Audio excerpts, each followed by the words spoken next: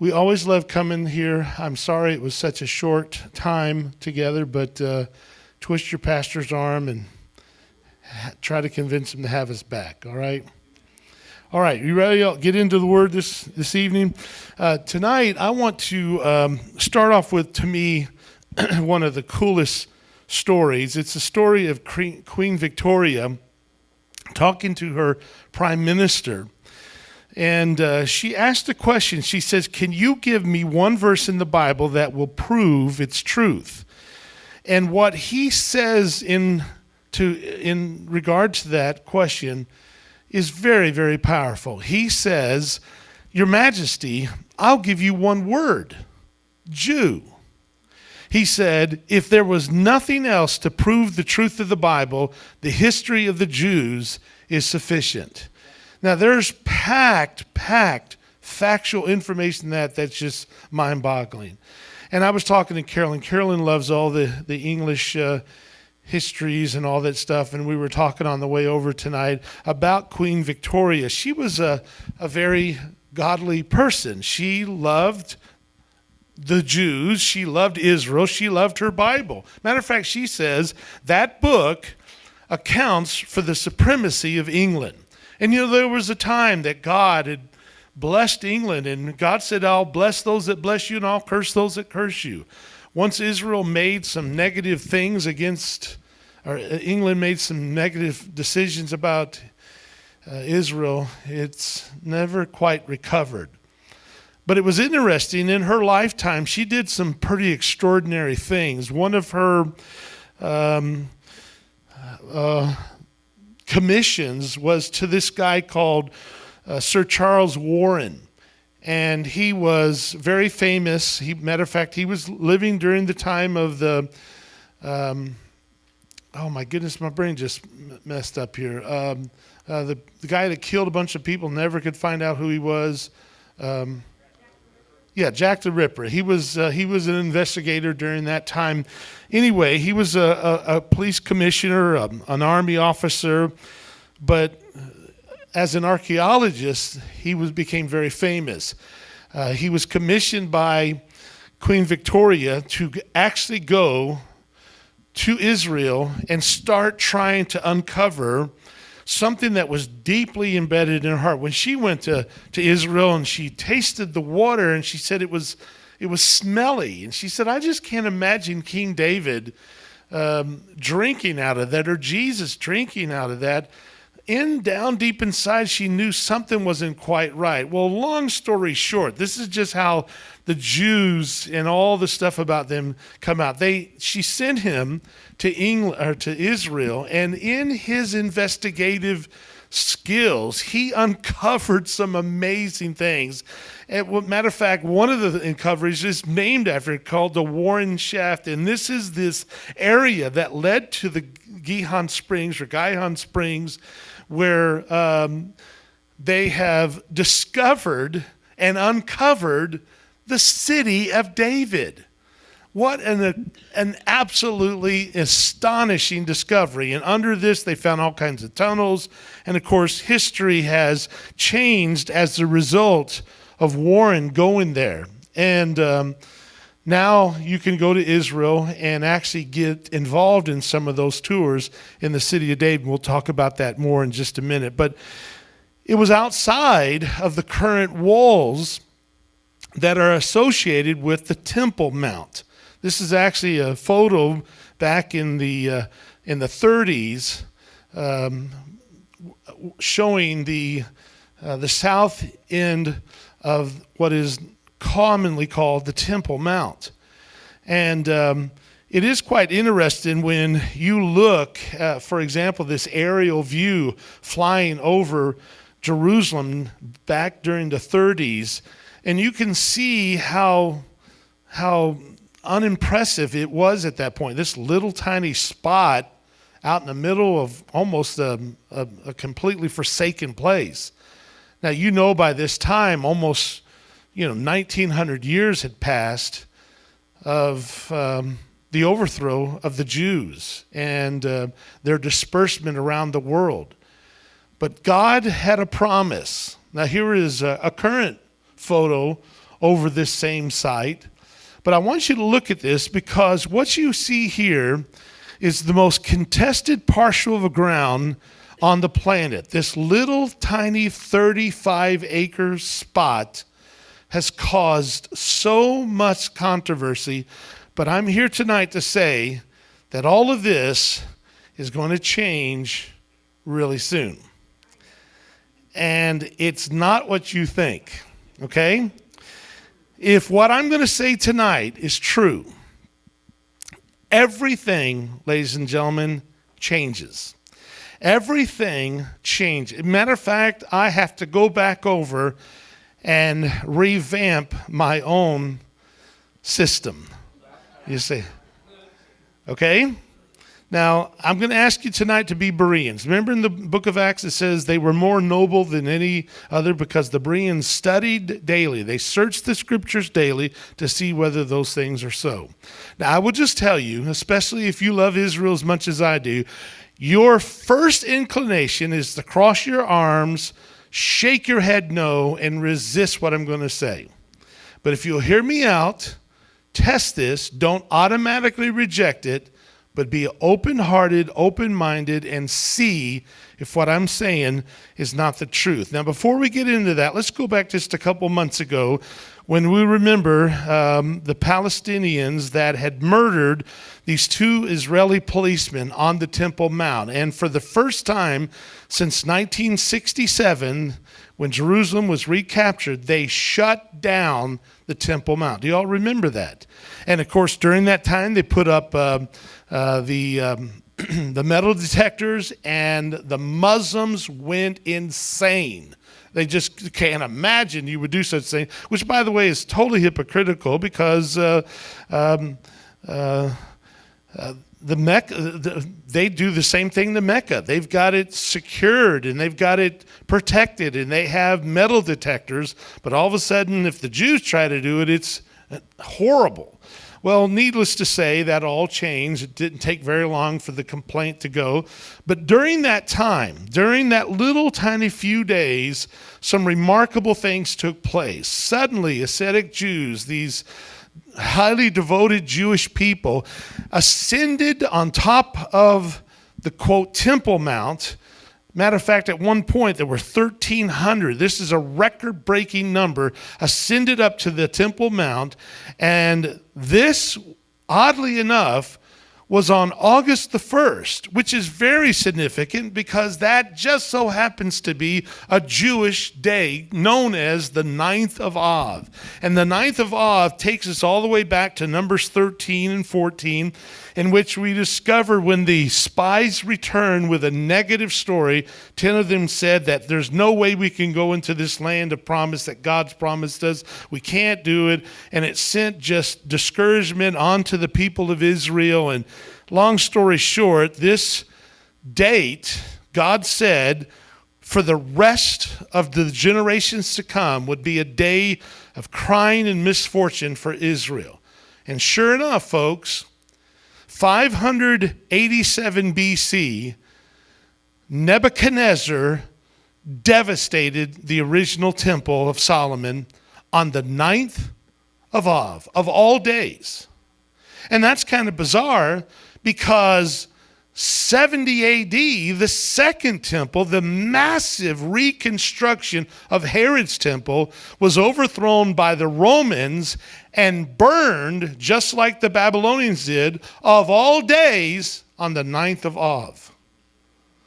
Now, you will find, if you want an interesting study, just type in the 9th of Av on your Google search and study the incredible amount of times Israel, the Jews, met with horrible misfortune on the 9th of Av, the very day that they openly rebelled against God's word and didn't believe him, but returned with an evil report and discouragement. Now, the reason why this is important, because all the while this is all going on about the temple and it made up so much news, we missed the big story. And the big story was this astonishing discovery that took place just a few days before all this was occurring. It was eclipsed by this riot and all the rest that was going on. And it was another discovery that absolutely proves that the Jews were in this location with their temple.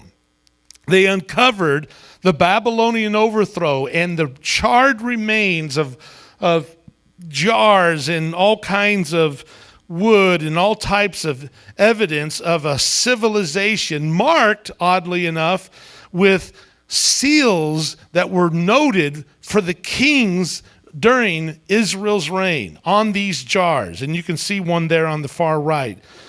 By the way, if you remember, it was Jeremiah and the prophets who repeatedly warned Israel that if they would not turn from their sin, that God was going to overthrow them. Matter of fact, Jeremiah explicitly made it clear that it would be Nebuchadnezzar and the Babylonians that would overthrow and burn their city, and because of their sin of idolatry. Well, in this discovery, while this is all going on, about the 9th of Av, right before this is all happening, they discover some of the very idols that the Jews were incorporating into their pagan worship.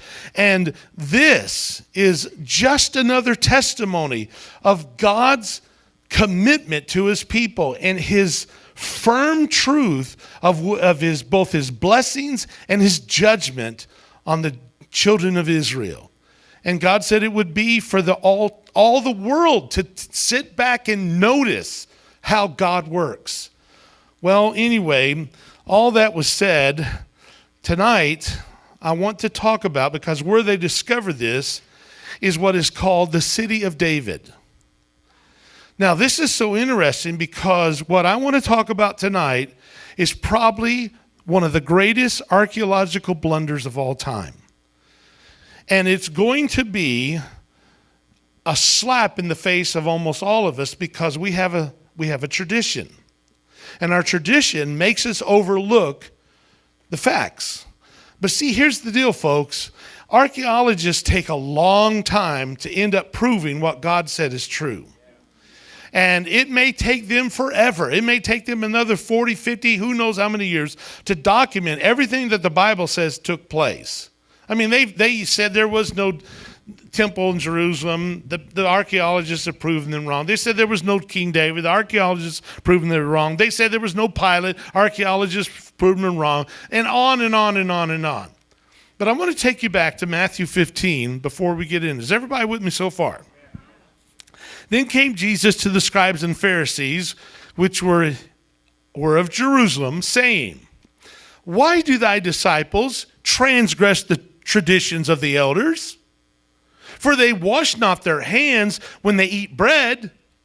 But he, talking about Jesus, answered and said unto them, "Why do you also transgress the commandment of God by your traditions? Thus have you made the commandment of God of none effect by your" what? See, now, folks, let me just say something.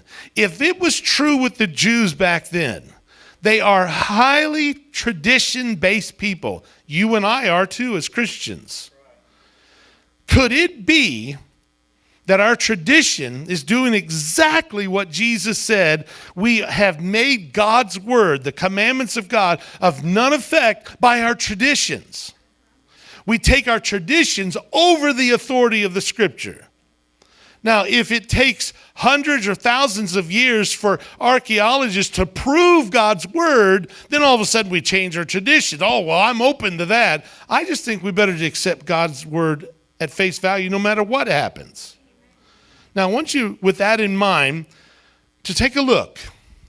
Because what you see right here is a piece of ground that is more dangerous than any spot on the planet. Matter of fact, some people truly believe that World War III is going to come as a result of this traditional temple platform. And the fact is, anybody that loves prophecy knows what kind of problem this is mounting for us. Because we believe that the temple's going to be rebuilt, but now we got this thing in the way. And we can't seem to get around it because the people that own this this dome are much more resistant than anything you and I have ever encountered. They will die for what they believe. Matter of fact, they'll kill themselves to blow you up if you want to take what they believe. Now, how are you going to be able to deal with this? Well, what's interesting is some Jewish experts now believe that the Temple of Solomon and the Temple of Herod was never located on this spot in the first place. And that even though there are some very strong religious traditions that has caused people to believe this, there's clear evidence that says this is not the case. And that's why I'm saying, if what I'm saying to you is correct, this changes everything. Now, at this point, I've lost some of you, but I'm glad you're still sitting here. You just stick with me, okay? Now, I know you think I'm the abomination of desolation right now, but I'm not. So stick with me, okay? Now, let me just remind you that Jerusalem has been attacked 52 times. It's been recaptured 44 times. It's been besieged 23 times. It's been completely destroyed twice. And yet the city of David was founded over 3,000 years ago, making it one of the oldest cities in the world. Jerusalem, the city of peace. That's what it means. Now, let me do something now. Let's forget history. Let's forget archaeologists. Let's go back to somebody I think would be pretty reliable.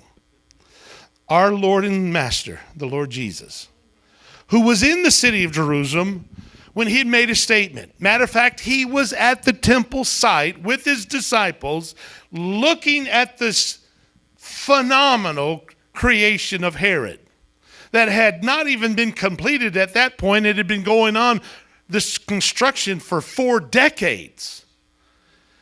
And as he's leaving the temple, the disciples are commenting about it, and Jesus makes a very astonishing statement. He said, "See you not all these things? Verily, truly, I say unto you, there shall not be left here one stone upon another that shall not be thrown down." Now, let me ask you a question. Did Jesus say that? Did he say there would not be one stone upon another that would not be thrown down? Did he say that? Now, how many know if Jesus said that and you believe Jesus is true, do you believe that happened? Okay, well, just stick with me for a minute, because we have some eyewitnesses who lived during this overthrow that took place in 70 AD. 3 years later, one of the commander, he was the last zealot commander that worked with at Masada. Here's what this gentleman said. This is written in 73 AD, 3 years after the overthrow. Quote, "And where is now that great city, the metropolis of the Jewish nation, which was fortified by so many walls round about, which had so many fortresses and large towers to defend it, which could hardly contain the instruments prepared for war, which had so many 10,000s of men to fight for it? Where is this city that was believed to have God himself inhabiting therein? It is now demolished to the very foundations, and hath nothing but that monument of it preserved. I mean, the camp of those that had destroyed it, which still dwell upon its ruins." That's eyewitness. Here is Josephus, who lived 37 AD to 100 AD, just shortly after the time of Christ. He was an eyewitness.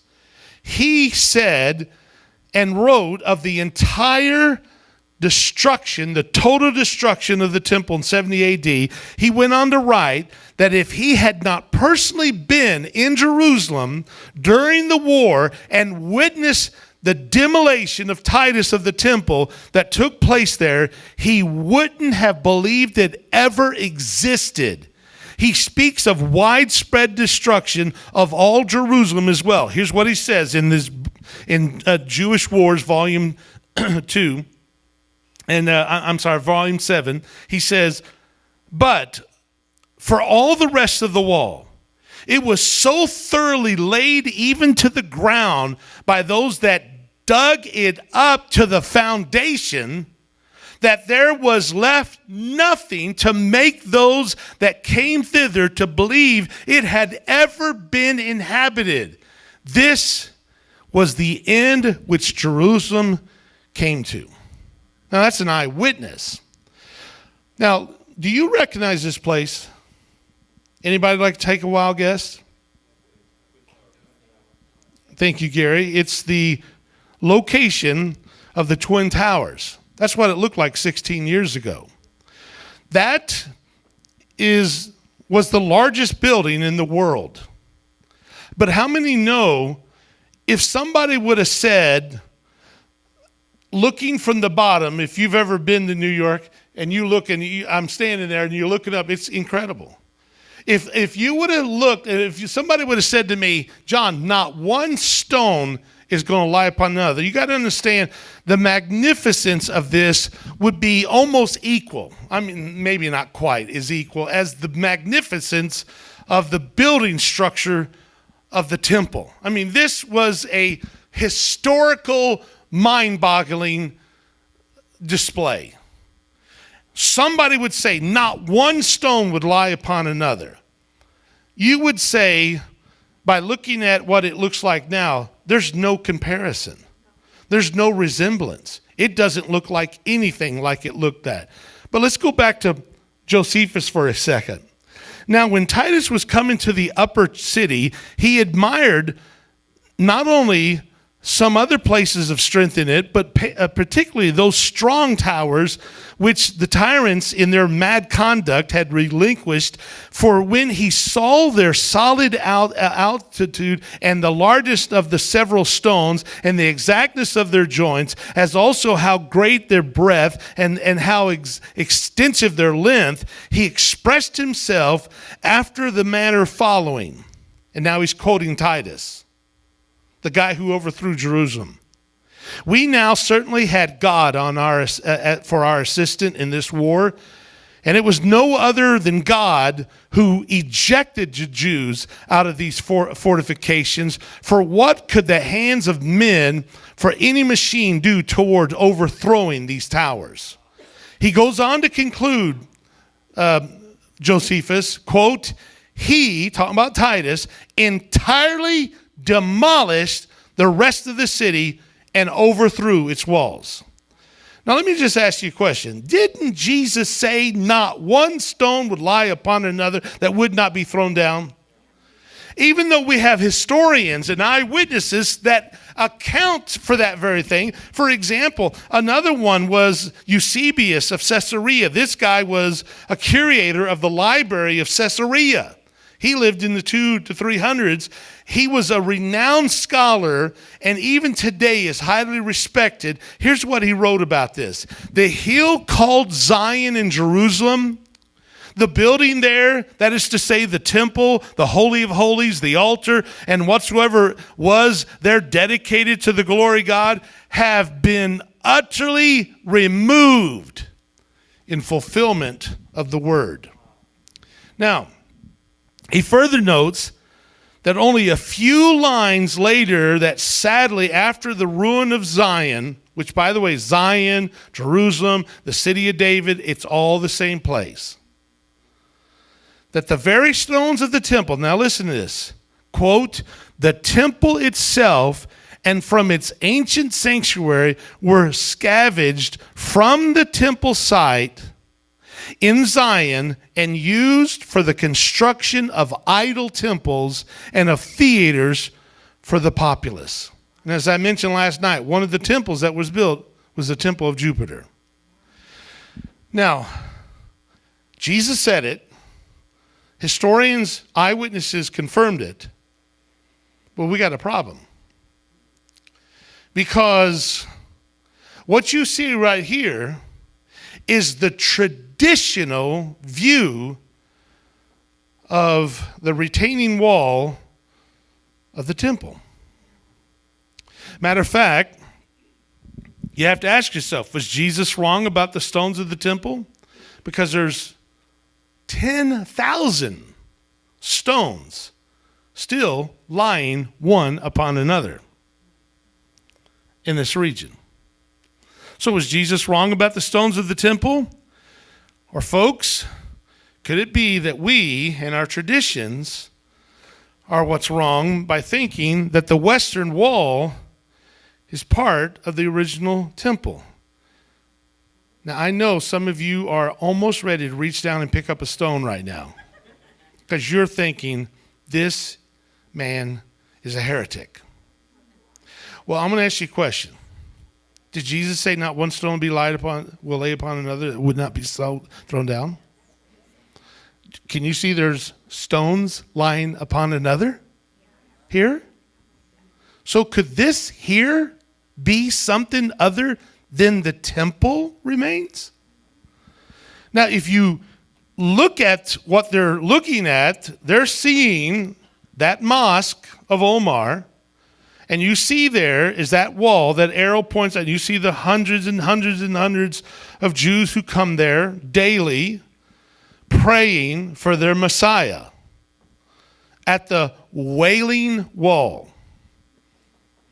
Now, Jesus said that not one stone would lie upon another. But let me remind you, the Jewish faith does not accept Jesus as the Messiah, and therefore they do not consider his word to be of any significance whatsoever. They actually detest him and reject him because their tradition has led them to a place where a veil has been covered over their minds and their hearts. And a Jewish man wrote these words, Paul himself, who so hated Christianity and what Jesus stood for, he made sure many of them were killed. And yet, after he had an encounter with Jesus, he writes in his second letter to the Corinthians, but their minds, referring to the Jews, his own people, but their minds were blinded. For until this day remaineth the same veil taken away from the reading of the Old Testament, which veil is done away in Christ. But even unto this day, when Moses is read, the veil is upon their hearts. Nevertheless, there's some hope in this, Paul says. When it shall turn to the Lord, the veil shall be taken away. God says the veil is going to be removed, just like it was in Moses, and they're going to see clearly. But until then, their veil, this veil has covered their mind. They are not thinking right, and it's covered their heart, and their heart's not right. But they're still God's chosen people. And God made a covenant promise that will be fulfilled. And yet, Luke records that hour Jesus rejoiced in spirit. He's standing before a bunch of unbelieving Jewish scribes and Pharisees in their traditions. And he just rejoiced. He has a praise service right in the middle of all of them. And he says, I thank thee, O Father, Lord of heaven and earth, that thou hast hid these things from thee, the wise and prudent, and hath revealed them unto babes. Even so, Father, so it seemeth good in thy sight. Now, I got news for you, folks. It was the rebellion of these chosen people of God that repeatedly had been warned by God to turn from their sin and submit themselves to God's laws and rules and his covenant. And they repeatedly compromised and turned their back on God time and time again, that God sends severe judgment. And it was because of their unbelief and their disobedience that God scattered them over the world. And that's a sermon in and of itself. He said that he would regather them. And this has happened in our lifetime. We're seeing it come to pass. But it's going to come to a fruition in the Great Tribulation, called the time of Jacob's trouble, Israel's trouble. It was during this overthrow, the Babylonian overthrow, they just uncovered the evidence once again, just 2 months ago. It was during this overthrow that the Jews lost their temple. They had lost their homeland, and they lost their identity. And obviously over 2,600 years has passed, and all of a sudden, they're coming back in droves. And there's a spiritual awakening taking place in Israel.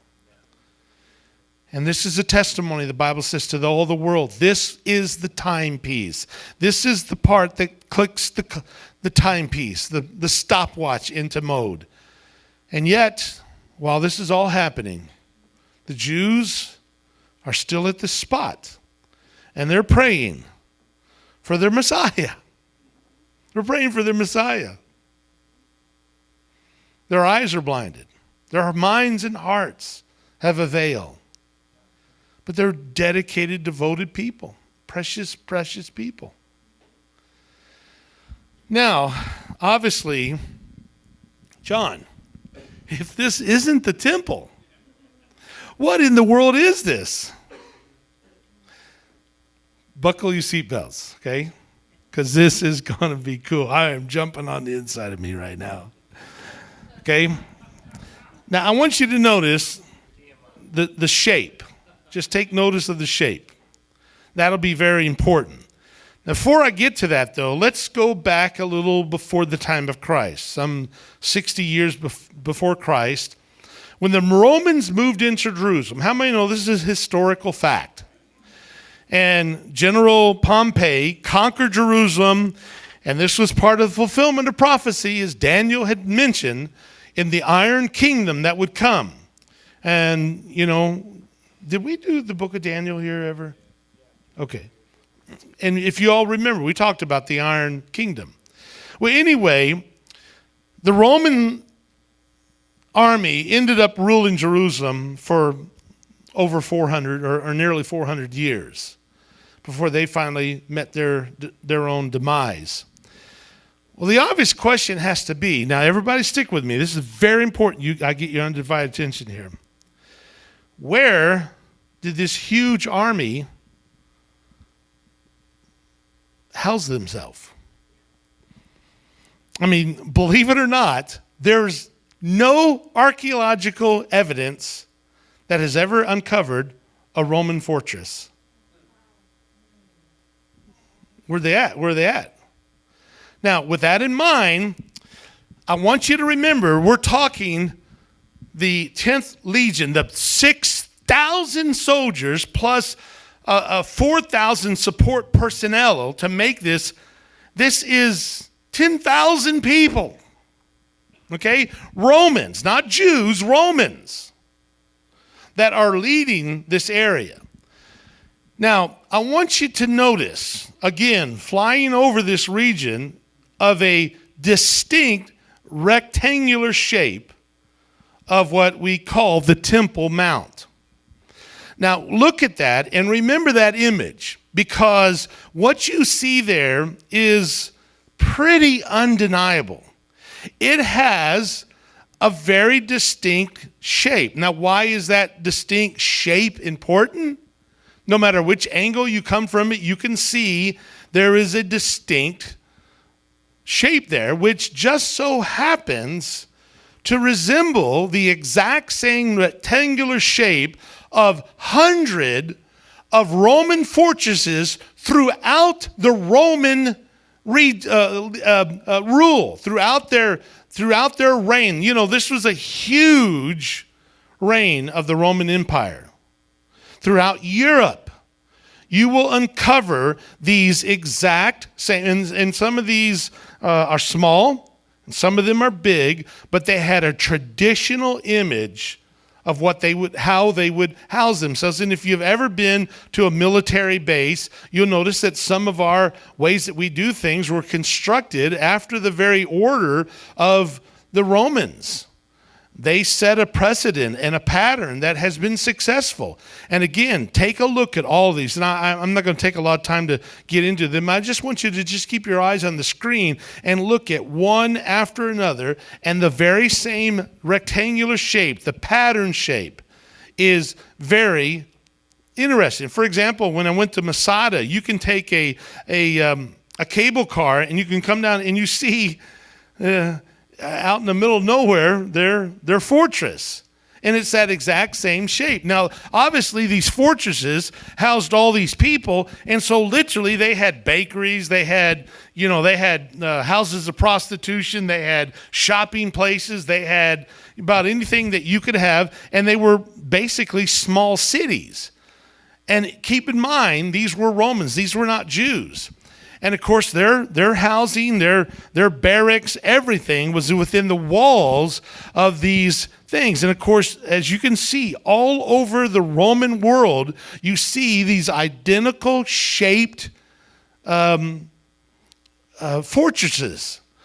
Now, so where was the Roman fortress that was in Jerusalem that housed this 10th Roman legion? Now, I tell you what has been believed for a very long time, and that is within or just outside of the walls of the temple is this little tiny spot that you see right there. It's called Antonia Fortress.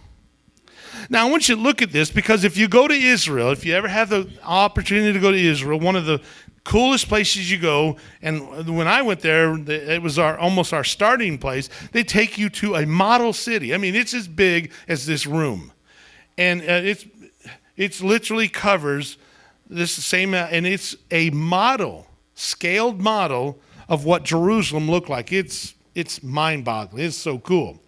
But if you notice there in the upper right-hand corner is what they say is the.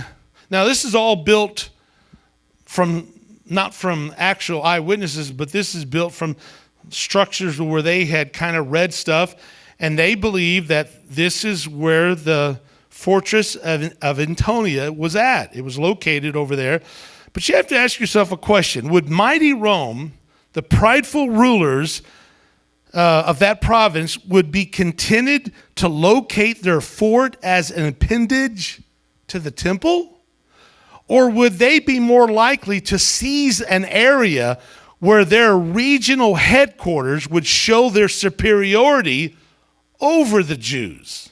You got to keep in mind, folks, these people hated Jews. Okay? They're not there to say, hey, can we kind of share some space? That's not how it works. And anybody that understands military understands you don't, nobody tells you what to do. Okay? And the fact of the matter is, if you look at the current spot of what is called the Temple Mount, you have the exact same kind of dimensions that historically was referred to as Fort Antonio.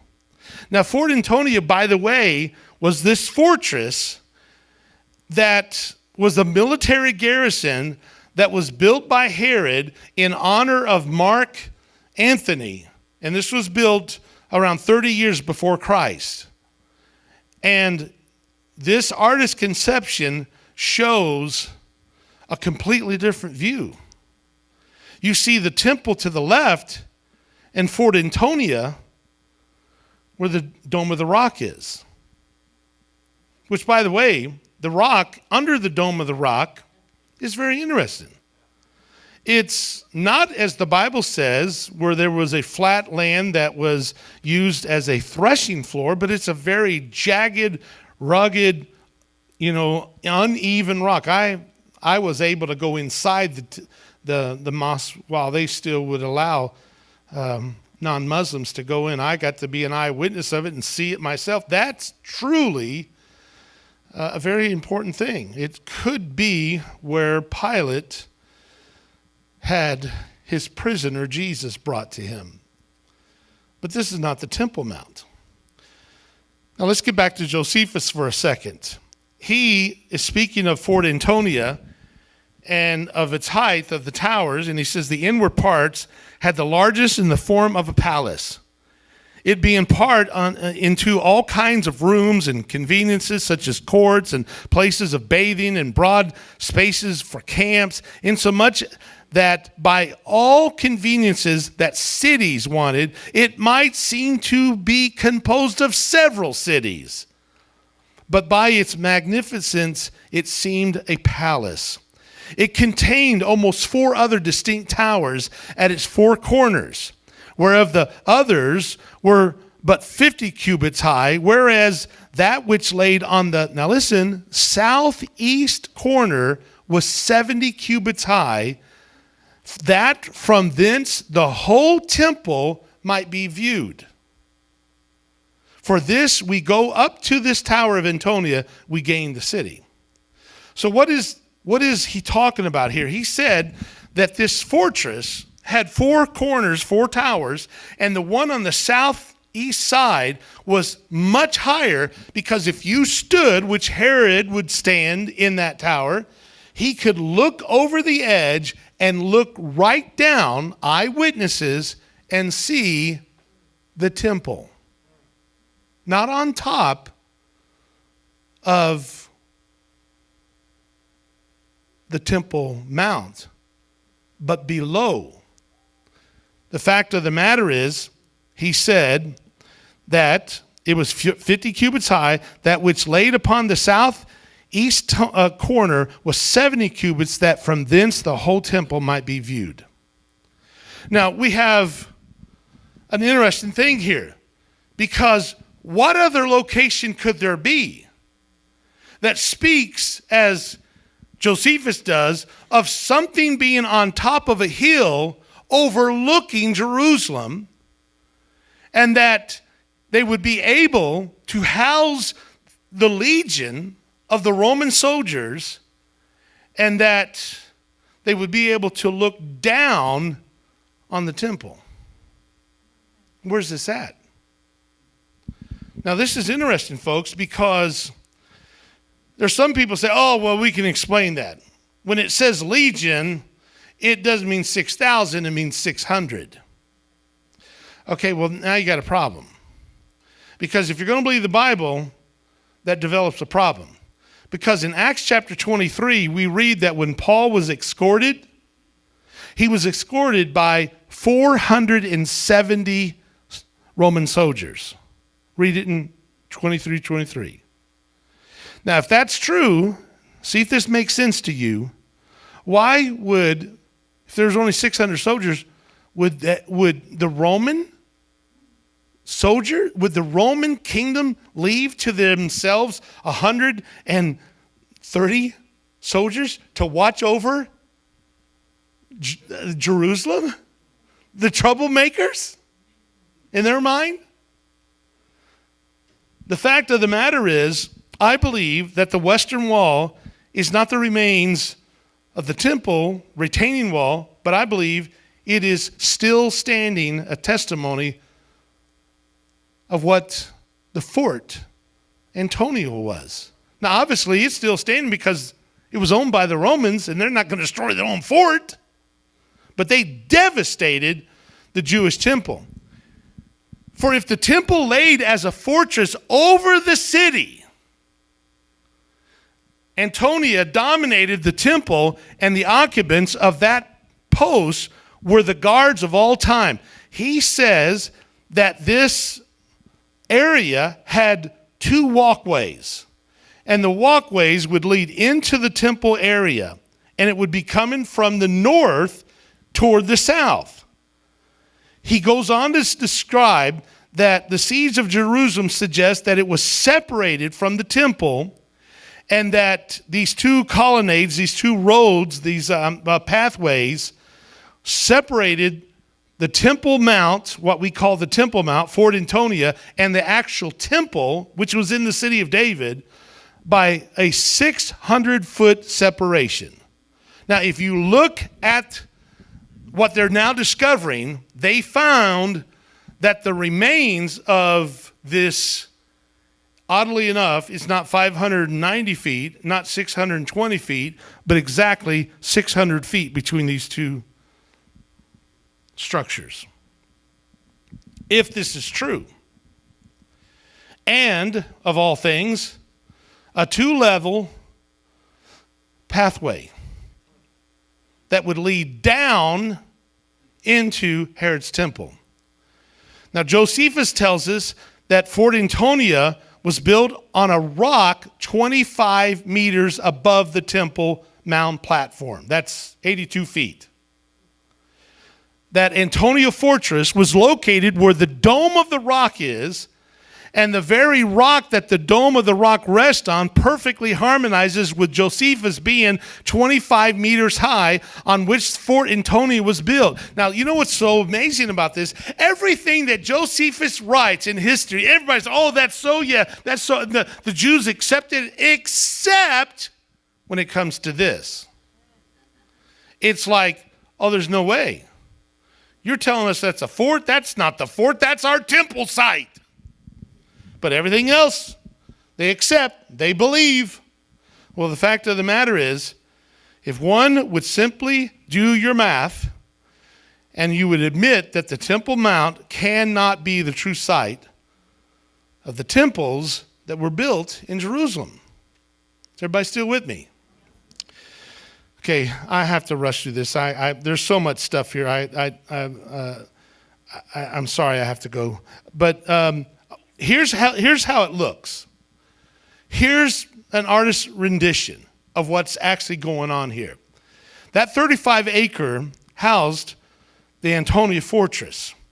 And what is below that, according to Josephus, now as to the Tower of Antonia, it was situated at the corner of the two coordinates of the court of the temple, and that on the west and that on the north. Now I want you to look at this because this is quite interesting. When you see this pieces stuff together that didn't make sense in the Bible. In the book of Acts. Now is everybody still with me?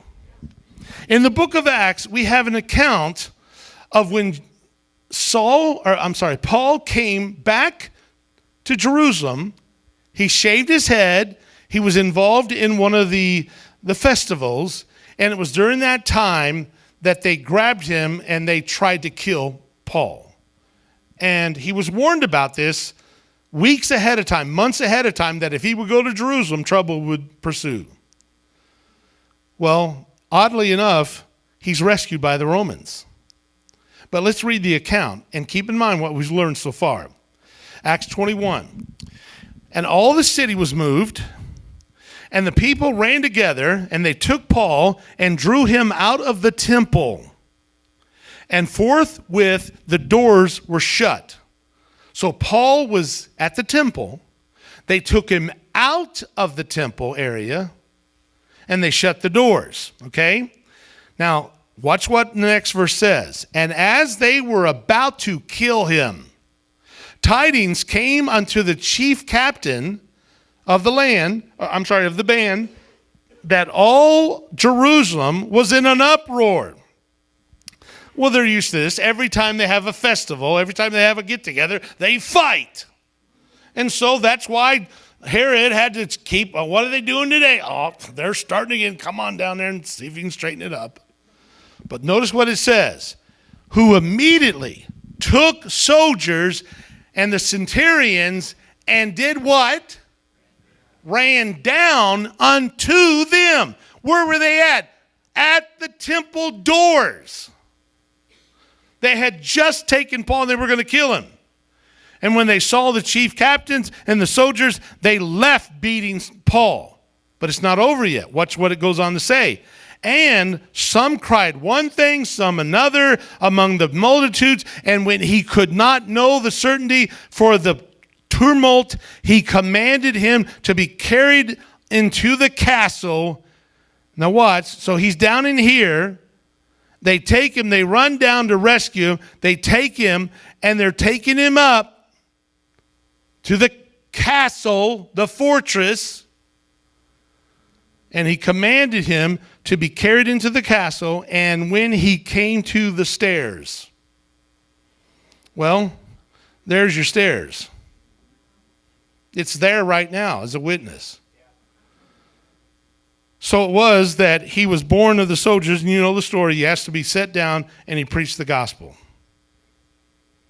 Now, this is quite interesting, because if this is true, and they were overseeing this, and they ran down to the temple to rescue him and took him up the stairs, something ain't right, folks, with tradition. The temple site, which is in reality is the Dome of the Rock, is actually the grounds of the Roman fortress, not the temple. Which now, if this is true, the implications of all this are enormous. This changes everything. Now, this is 1967. This is this wall. And you can see the Dome of the Rock. You can see their mosque. Right here, this area right here, 1967, was completely uncovered, or completely covered. Starting right here and going on down is what we call the City of David. Now, everything changes. Now, let me just stay with me here. I got 15 minutes. How am I going to do this? Okay, so 3,000 years ago, the city of David was only a little 12-acre partial ground. It only housed about 2,000 people. Here's what it looks like now, this little red area. You can see it compared. It's on the south end of what's called the Temple Mount. Okay? The city of David. Why is that important? Well, first of all, let's do something. Y'all been to Old Sac, obviously, and we usually, when we get to come to California, I like to try to take one day to go, and it's always fun. But 150 years ago, this is what Front Street looked like, okay, viewed from L Street. Now, does that look anything like Sacramento does today? That's only 150 years. Now, watch this. So we're looking at the city of David from here. This is the city of David. So we have the palace area over there. Anarina Heyman serves as the outreach coordinator for the city of David. Welcome to the city of David. It's the home to the ancient biblical Jerusalem.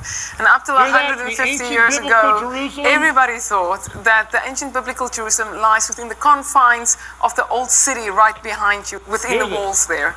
So the question is, what happened 150 years ago, and where is the ancient biblical Jerusalem? She then helped answer that question by explaining how the city of David lay hidden for nearly 2,000 years, until a British archaeologist began a discovery that continues to this day. Now listen, please. Chris, we're standing at a magical place right now. This is the place when Charles Warren came through the fissure that he found. He saw something, and when Charles Warren saw this, he knew that he rediscovered the ancient biblical Jerusalem. Was this the beginning, sort of the unveiling of the city of David in the modern time? Exactly, because now we're speaking of a 2,000-year period where nobody knew where the ancient city was. Most people thought when they came that what they saw in the old city, that was ancient biblical Jerusalem. It's only when he found this that he discovered, but wait a minute, the ancient Jerusalem lies outside of what we call today the old city.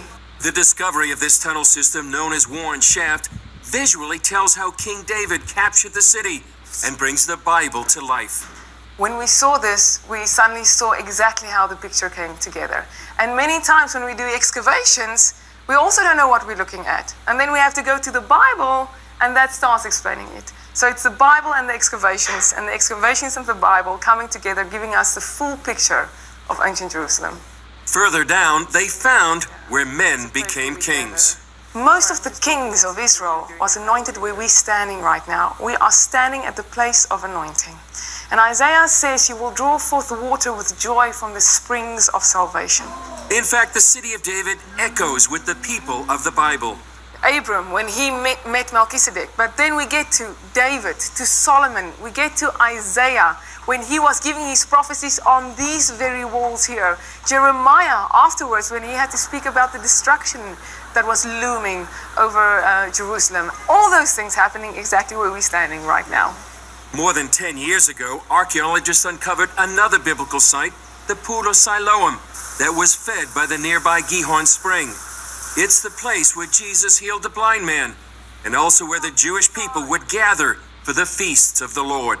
3 times a year, all the men had to come to the mikveh in the pool, and from there get ready to go to Temple Mount. And this is the walk, the final ascent that all the pilgrims can do again when they come to This Jerusalem. is all underground. Haman sees this final ascent as a merger between archaeology and prophecy. Something amazing is happening, Chris, because we said that we are now excavating this road. And again, prophecy is being fulfilled, because it says in Isaiah, build up the road, the highway. And it says, remove the stones for my people's return. One ongoing excavation is this tunnel leading from the Pool of Siloam to the Temple Mount. Haman says it reveals the past and opens a door to the future. One of the City of David's most ambitious projects is this excavation called the Givati, where the entire history of Jerusalem is being revealed as if the rocks are crying out. You can see exactly how she slowly disappeared from civilization, because one city was built upon the other. And you could see how the city could have lost hope, thinking, who's ever going to discover me again? Until God says, but in a time of favor, nothing can stop it. And that's what we see in Givati. Jerusalem is slowly being revealed. Haman sees prophecy unfolding. We're starting to see in the last decade the blueprint. She's starting to share what she looked like to us again. So you can see how prophecy is speeding up as we go. It says, Hitna ari me'afar kumi, shake off your dust. Arise, take your rightful place, Jerusalem. If you see the excavations here on a daily basis, you can see the buckets flying. You can see the dust literally flying about, how she is shaking off her dust. She considers her role in the City of David a privilege. I call myself the luckiest person in the world, the luckiest girl in the world, because I have the opportunity to take what we see here and tell the people about the City of David, about the ancient Jerusalem. And every person that is passionate about Jerusalem and serious about biblical prophecy needs to know this. Chris Mitchell, CBN News, the City of David, Jerusalem. Folks, now do you understand how incredible this is all just happening? They accidentally came upon the Pool of Siloam. They were digging because a sewage pipe had busted back in 2004, and they were trying to do repair work. And anytime they dig in Jerusalem, they have to have the Antiquities Committee to be there, because they started digging. All of a sudden, they hit these rocks, and they said, stop everything, and they started digging, and they found the very Pool of Siloam being fed from the Gihon Springs, which, ladies and gentlemen, this changes everything. Everybody's thinking Jerusalem is up on that hill. No, it's exactly where God said it would be. It would be in the City of David. A distinct, marked difference. Now, in case you don't understand, all of these discoveries are being done by Jews. And all of a sudden they're going, wait a minute. Wait a minute. And now they start digging more, and now they're getting so excited because they're saying, this changes everything. And this changes the most important part of this missing element. Now, let me just read to you 2 Samuel. I'm down to 7 minutes. I got to brush this, so stay with me. Nevertheless, David took a stronghold of Zion. The same is the what? City of David. Now, you can look at the site there. You can see it from an aerial point up here at the top. Up here is the temple site. This starting right here and on down. This is the City of David. To give you an idea what it looks like, if you go to the City of David now, they have a little video. This is a portion of that video. It gives you a 3D rendition of what it looks like. This is what David would see.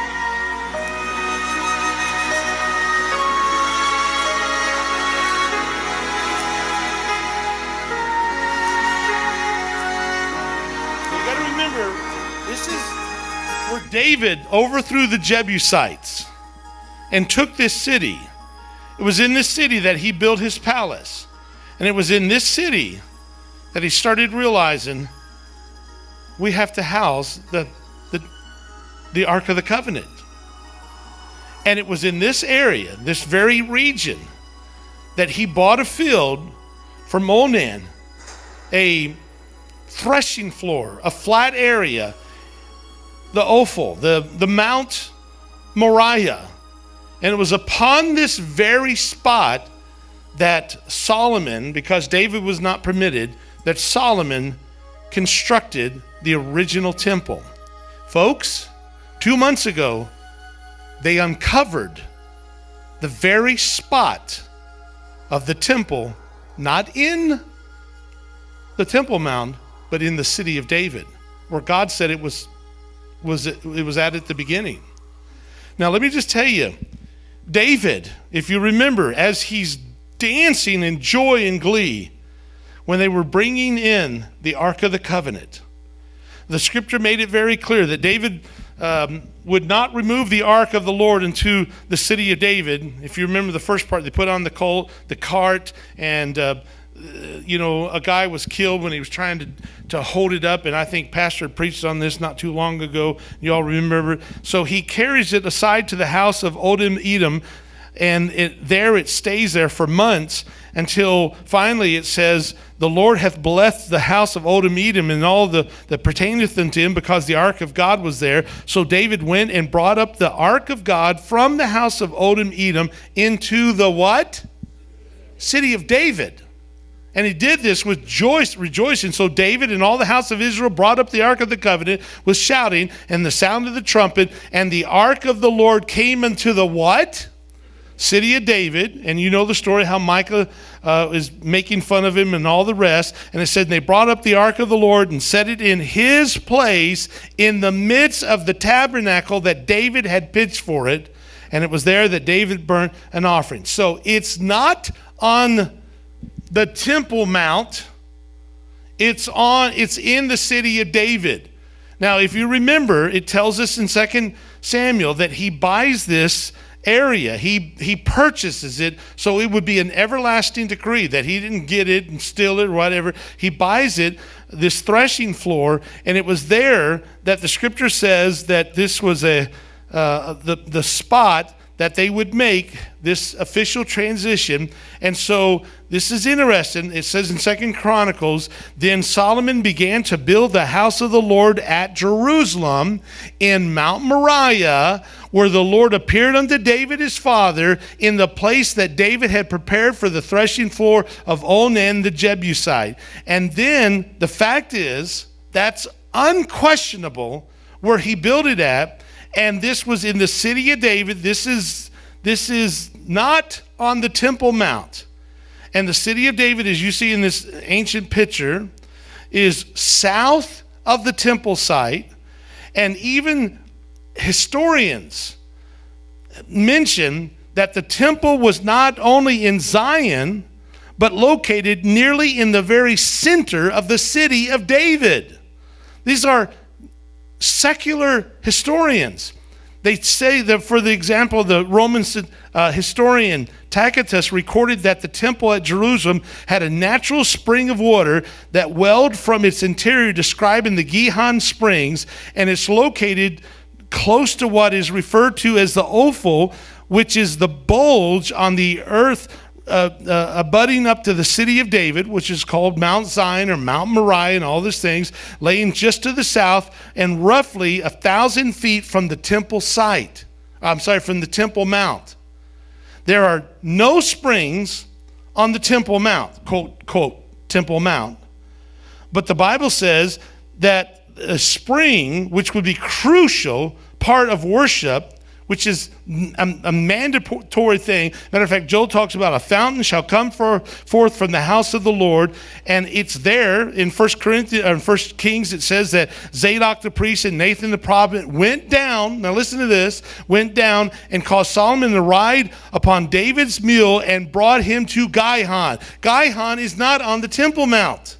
Gihon is in the city of David. That's where Warren discovered this shaft. This all started to come to the place, and all of a sudden Jews are going, oh my goodness, this changes everything. And by the way, while they're down there, the Gihon, they find the place where they would crush the olives. That hole, they would take the wood and they would grind the olives and have fresh olive oil to anoint. And you see the area there that's cut out. That was for the catching of the sacrifices that were slaughtered. And you can see on the sides of it, I don't have time to show all the pictures, but you see they have where they would have the lambs, goats would be tied. They would slit their throat, and that would catch the blood. Now, by the way, this Gihon Springs would be like a gusher at Yellowstone, except it's not hot. It's fresh, cool water, and it gushes. And it goes up 40 straight feet into the air, into the temple. Guess what? That's not on the Temple Mount. That's in the city of David. Ezekiel talks about it, even says that, behold, the waters issued out from under the threshold of the house eastward. The fact of the matter is, when you look at this, you find out this changes everything. I believe that the true site of the temple is south of the Temple Mount, the city of David on Mount Zion. I know I went so fast, and I'm sorry for that. But let me just tell you something real quick. If you ever go to Jerusalem, you're going to be disappointed in some stuff. For example, did you know there is two Mount Calvaries? On the left, you've got the Catholic version. On the right, you got the Protestant version. You got two Golgothas. Which one's which?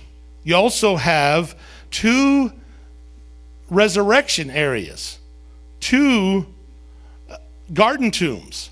On the left, you see the gaudy Catholic thing with all kinds of stuff built over it. And then, of course, you have the Protestant one. Now, folks, if there's two opinions among us where Jesus died and where Jesus resurrected, do you think there might be a possibility the Jews might have a couple opinions too? As the old saying, anybody that knows Jews, their one of their favorite sayings is, if there's two Jews, there's three opinions.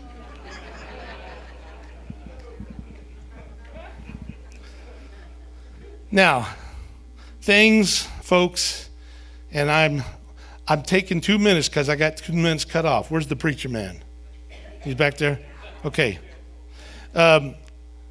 Things are speeding along, and God is going to be proven 100% accurate about Israel, the Jews, and about the future.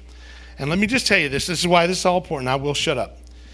If it could be proven, and that's a big if. If it can be proven, and if it can be accepted, that the temple did not stand on Harim Sharif, which is the Temple Mount, but that it actually is located southeast in the ancient city of David, where the Bible says it was, some 1,000 feet south, it could possibly bring about some type of peace covenant between the Jews and the Arab world. Because all of a sudden the Arabs say, oh, you're not going to try to take our temple? Our mosque? Oh, that's good. Maybe we can get along for a while. The fact is, could the discovery of this give the Antichrist a leverage toward a peace deal and bring about some type of tranquility and peace and allow the Jews to finally build their temple in the original site that God said it would be? And I will tell you, according to Daniel 9, that he will confirm the covenant for 1 week, for a 7-year period of time, a week of years. But you all know how that ends. He's going to use it as leverage to blaspheme God. But guess what? According to the Bible, there's going to be a temple, and they're going to have sacrifices. And as long as that mosque is the issue, it's going to be a long time. But now the Muslims are saying, hey, if that's where you want to build the temple, we would be willing to help you. And with that, I turn it back to Pastor. Let me just say this. I like this phrase. I know this is not what Jesus was talking about, but let's see if we can apply this to the discoveries. There is nothing covered that shall not be revealed, nothing hid that shall not be known. Maybe you and I will get to see this happen before our eyes. I love you all. God bless you.